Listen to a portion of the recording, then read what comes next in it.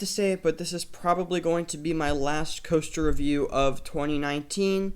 I will be talking about Hyperion at Energylandia, and just to kick things off, this is probably one of the coasters that I really never thought that I would get to ride. And when I finally got up to the parking lot of Energylandia, it was almost like a spiritual experience because I've been following this park really since Formula. So just seeing the coaster and the park really in person was super cool. I was really excited for Hyperion. I have to say, though, going into the coaster, I had really low expectations for the actual ride experience. And the reason I say this is because the last two people that I saw review the coaster both said that it was just kind of weak. That it was a good coaster, but nothing compared to Skyrush or like some of the other legendary Intamin coasters. And with that being said, it really isn't, but I think it's a lot better than some people make it out to be. So in today's video, I'm going to be giving my full thoughts on this Intamin hypercoaster.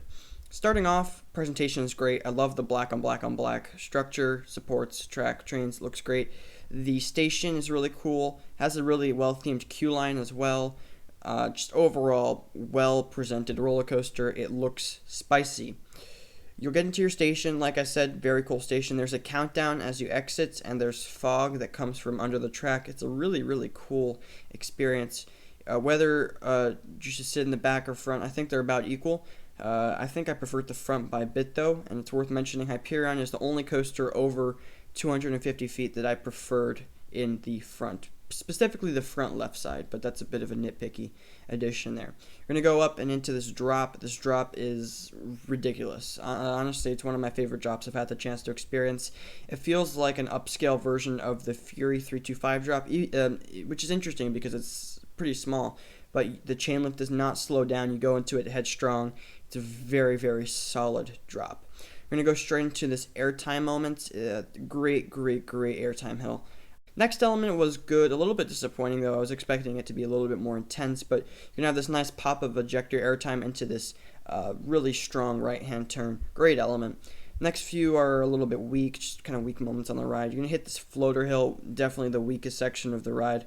Overbank is okay, nothing huge special there. The second half of the ride, a lot of people were complaining that it was rough or had a strong rattle. Didn't really notice that. Maybe in the back a little bit, you just kind of feel a shuffling around you, but I wouldn't really go as to characterize it as rough. I think it was just a bit shaky, but it didn't really take away from the ride for me. The last pop of airtime is fantastic, nice solid ejector moment.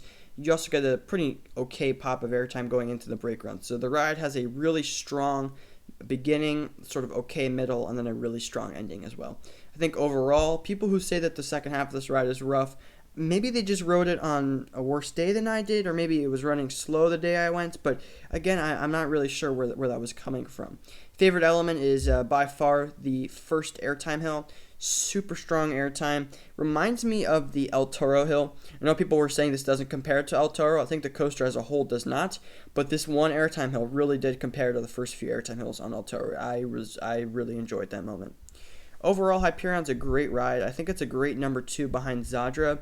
For its final grade, I will give it a B+. The only reason I'm going to stay away from the A section is just because I did ride it on a pretty slow day. I feel like the ride could have had a lot more potential had I ridden it on a 90-degree day, where it was really hauling.